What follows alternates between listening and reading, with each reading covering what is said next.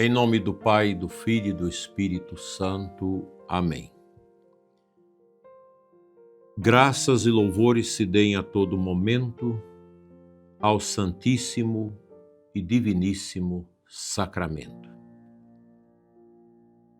Bom dia, meu prezado irmão e irmã que reza comigo nesta manhã de 15 de janeiro, quinta-feira. Estamos vivendo o tempo comum, tempo em que Deus nos educa na fidelidade diária e nos chama a uma vida cristã mais coerente. Nós vamos meditar hoje um tema importante, que é o chamado à conversão. Nós católicos, a gente vive sempre de uma memória atualizada. Porque esses temas, quantas vezes eu já falei dele? Talvez milhares de vezes. Quantas vezes você já escutou falar de conversão? Talvez milhares de vezes, centenas de vezes. Mas é preciso trazer novamente à tona esse tema, como os outros temas da nossa fé, para que nunca aquilo que é essencial à nossa fé caia no descuido ou no desuso. A conversão é uma palavra central da nossa vida cristã católica, mas muitas vezes mal compreendida. Converter-se não é apenas mudar alguns comportamentos externos, mas voltar o coração para Deus. Permitir que Ele ocupe o centro da vida. Às vezes você até contém certos comportamentos que não eram bons, mas é preciso conter também a volúpia do interior, os pensamentos maus, os julgamentos. É preciso voltar ao centro da nossa vida, deixando que a graça, o Espírito Santo vá nos adestrando, nos formando nesse caminho de santidade. Toda pessoa humana, todo católico precisa de conversão, porque todos os dias somos tentados a viver de forma superficial. Essa foi a grande preocupação dos santos. Não serem acomodados, apressados, endurecidos, distraídos de Deus. A conversão é o caminho de retorno à verdade do nosso interior. Converter-se é deixar Deus entrar nas intenções, nas escolhas, nos pensamentos e também nas nossas palavras. É permitir que Ele ilumine aquilo que está escondido, aquilo que ninguém vê, mas que pesa no nosso coração. E quando nós temos essas coisas escondidas, a gente fica armando cercas em torno disso para ninguém saber. Isso dá um cansaço enorme ao psiquismo, à nossa espiritualidade. O que nós poderíamos ainda acrescentar quanto à compreensão da verdadeira conversão que exige sinceridade? É olhar para dentro sem medo e reconhecer: Senhor, aqui eu preciso mudar.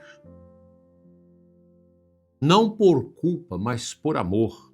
Não por obrigação, mas por desejo de se viver melhor. Isso a gente pode compartilhar na direção espiritual, na confissão, pois nos ajuda muito. Porque a conversão, ela acontece aos poucos, no cotidiano da nossa vida. Em pequenas decisões, falar menos, escutar mais, perdoar em vez de guardar rancor, escolher a verdade, controlar a língua, purificar os pensamentos, respeitar os outros. Nessa linha do perdão, eu posso atestar para você que eu não tenho na face da terra nenhuma pessoa que eu não perdoei até hoje. E olha que eu já tive experiências dolorosas de pessoas que ferem a gente profundamente. Eu nunca guardo rancor, porque não compensa. A gente precisa ser realmente alguém livre. E se Jesus nos liberta, nós seremos verdadeiramente libertados e curados. É deixar Jesus curar, como nós dizíamos ontem, sobre a cura interior. É preciso desamarrar essas correntes que nós temos dentro de nós e que termina por impedir que nós sejamos realmente pessoas livres, porque não tem coisa mais triste do que a perca da liberdade. Eu me lembro uma vez de um júri em Campo Norte, eu era menino, na minha cidade, e a gente ficava ali por de fora, escutando. E quando terminou a sentença, o juiz diz ao réu: hoje você perdeu a sua liberdade. Ou seja, liberdade física, porque um preso, ele pode, dentro da cela, se converter, ele pode deixar a sua alma ser curada. Perder a liberdade é muito triste. Por isso que nós gritamos contra o comunismo, contra o fascismo, contra o nazismo, porque são sistemas, são regimes diabólicos, humanos, que a primeira coisa que faz é castrar a liberdade das pessoas. E eu fico impressionado como tem tanta gente, inclusive dentro da igreja, que não tem coragem de se posicionar contra essas coisas. Contra o Foro de São Paulo, contra as ditaduras.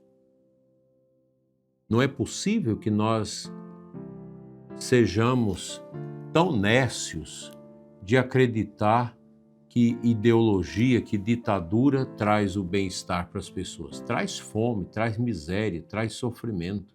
Basta olhar a história. Acontece que muita gente não quer ver a história, porque cegou-se pela ideologia recebida lá na universidade, recebida em grupos de políticos, e não consegue libertar disso. Isso precisa de conversão. Conversão também pede essa coerência. Como que eu vou aprovar um negócio que é contra a doutrina social da igreja, contra a moral da igreja, contra a fé? Porque se eu, como católico, fico apoiando partidos abortistas, partidos contra a liberdade, partidos que querem ser únicos, que não quer ter ninguém que possa criar obstáculo, confronto com outras ideias. É preciso de conversão. Não basta dizer que acredita, é preciso viver como quem acredita.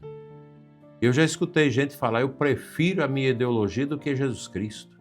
Que tristeza. Não basta rezar, é preciso deixar que a oração transforme a nossa vida, limpe a nossa mente de toda espécie de crueldade e dependência destas realidades tão tristes que nós estamos vivendo.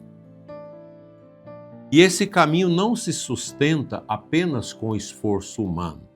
A conversão é graça. Ela cresce quando nos colocamos diante de Deus com humildade e perseverança. Há um lugar privilegiado onde essa graça age com força, a presença de Jesus na Eucaristia. Diante do Santíssimo, o coração vai sendo modelado, a adoração nos educa, nos corrige e nos fortalece.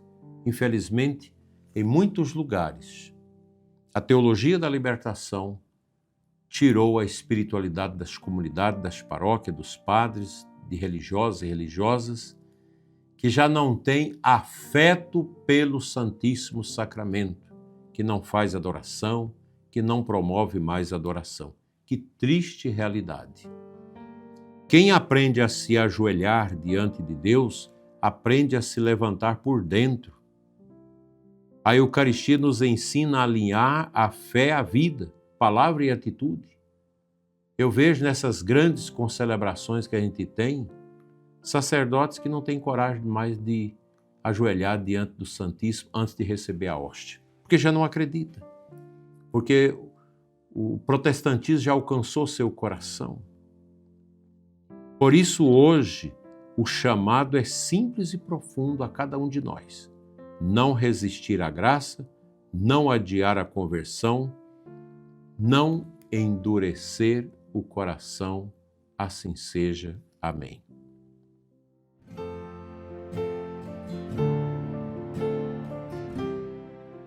O evangelho de hoje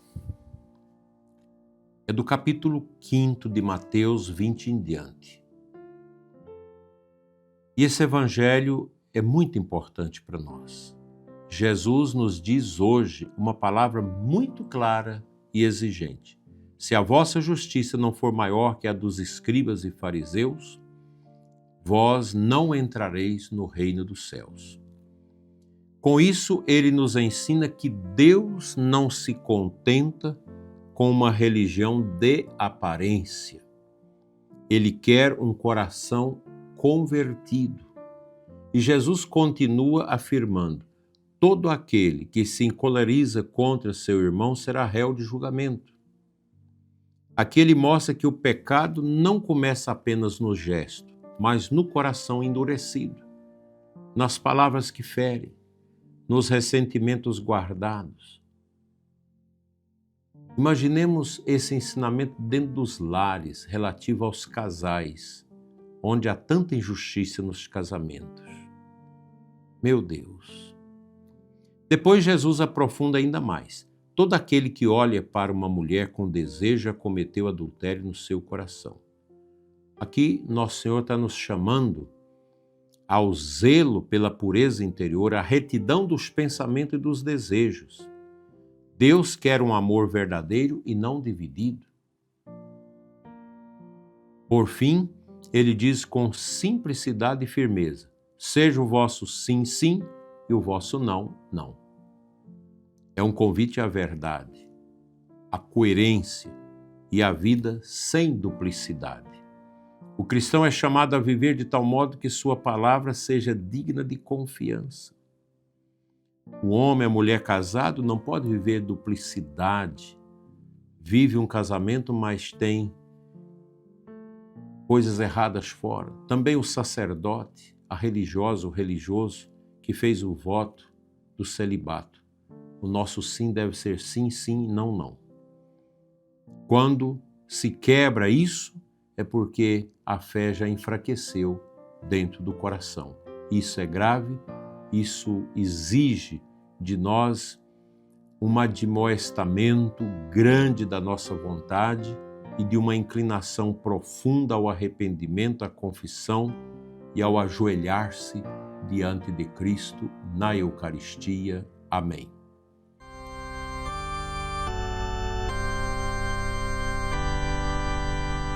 Ore comigo agora em espírito esta oração que finaliza o nosso encontro nesta quinta-feira. Senhor Deus, convertei o nosso coração e fazei-nos viver na verdade, na coerência e no amor. Que diante da vossa presença na Eucaristia, aprendamos a alinhar nossa vida com a vossa vontade. Cura os que estão tristes, divididos, maculados pelo pecado, pela vida dupla, e conceda-lhes a santidade, a fé, o amor e o aquebrantamento de ânimo. Assim seja. Amém. O Senhor esteja convosco, Ele está no meio de nós. Pela intercessão de Nossa Senhora Mãe Eucarística, venha sobre você e os seus a bênção de Deus Todo-Poderoso, Pai, Filho e Espírito Santo. Amém. Abençoada quinta-feira para você, abençoada adoração e visita ao Santíssimo, e até à noite, às 20 horas, com o programa Oração da Noite.